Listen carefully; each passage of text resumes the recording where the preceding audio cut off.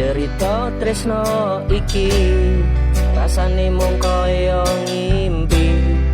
Tiwas aku ngenteni tibae mau tinggal rapi. Biyen kowe wis janji arep sehidup semati.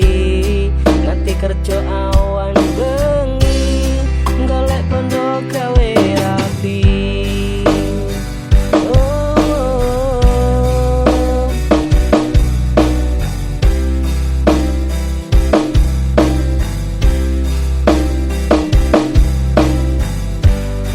Malah wingi entuk kabar nek cari kowe dilamar.